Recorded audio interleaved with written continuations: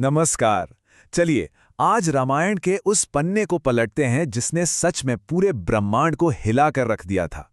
हम बात कर रहे हैं सीता स्वयंवर की और उस पल की जब शिव का दिव्य धनुष पिनाक टूटा। देखिए, ये सिर्फ एक धनुष के टूटने की कहानी नहीं है, नहीं। ये कहानी है अहंकार के टूटने की और धर्म के उदय की। क्या ये पृथ्वी वीरों से खाली हो गई है? ये शब्द थे राजा जनक के। उनकी ये हताश पुकार मिथिला के उस भव्य दरबार में गूंज रही थी।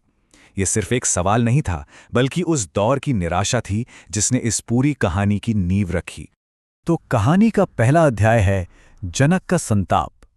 माहौल बहुत ही गंभीर है। क्यों?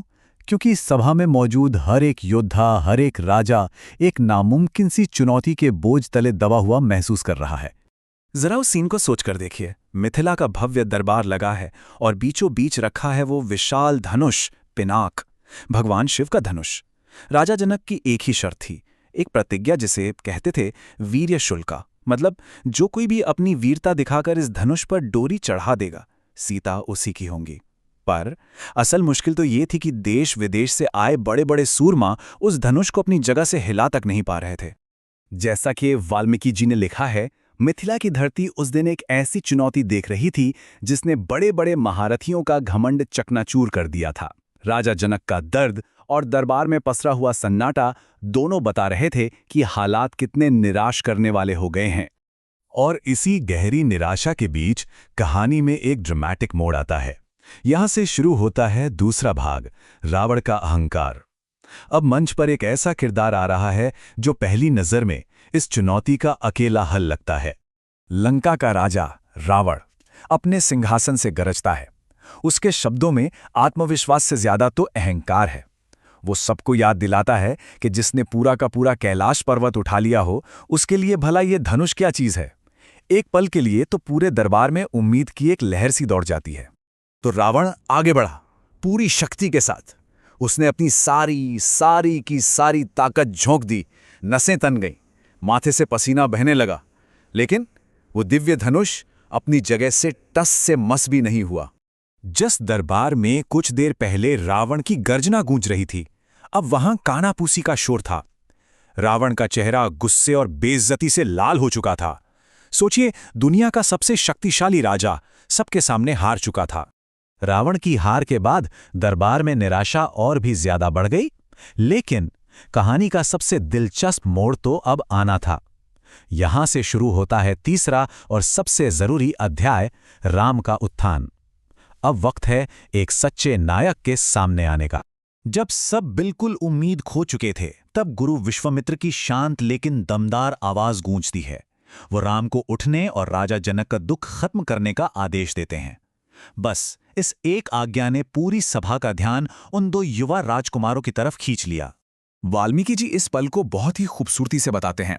वो कहते हैं कि राम उस विशाल धनुष की तरफ ऐसे बढ़ें जैसे कोई शेर का छोटा बच्चा एक मतवाले हाथी की ओर बढ़ता है, बिना किसी घमंड या डर के, चेहरे पर सिर्फ एक शांत आत्मविश्वास।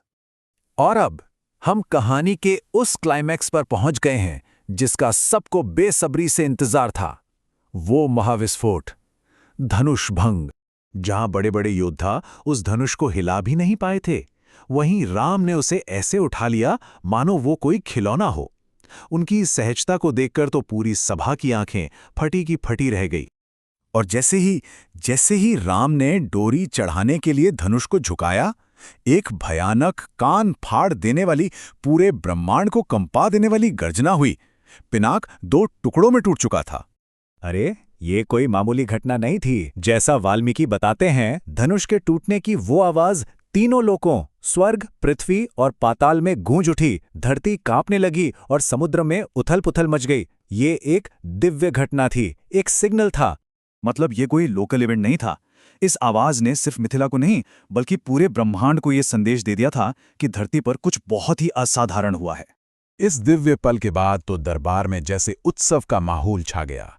राजा जनक की आंखों में खुशी के आंसू थे। उन्होंने राम को धन्यवाद दिया और फिर सीताजी वरमाला लेकर आगे बढ़ी। जनक की प्रतिज्ञा पूरी हो चुकी थी। लेकिन कहानी यहां खत्म नहीं होती। जब भी ब्रह्मांड में इतनी बड़ी कोई घटना होती है ना, तो उसकी गूंज भी बहुत दूर तक जाती है। और यही से शुरू होता है कहानी का आखिरी अध्याय, एक नई चुनौती। वाल्मीकि लिखते हैं कि धनुष टूटने की वो जोरदार गूंज एक ऐसे महापुरुष के कानों तक पहुंची जिनका गुस्सा साक्षात प्रलय माना जाता है। हाँ, शिव के परम भक्त परशुराम। अपने गुरु का धनुष टूटने की आवाज सुनकर वो अब मिथिला की ओर चल पड़े हैं।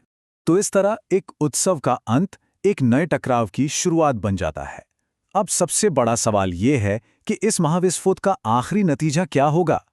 जब राम और परशुराम का आमना सामना होगा तो क्या होगा? ये एक ऐसा सवाल है जो हमें कहानी के अगले और भी रोमांचक मोड़ पर लाके खड़ा कर देता है।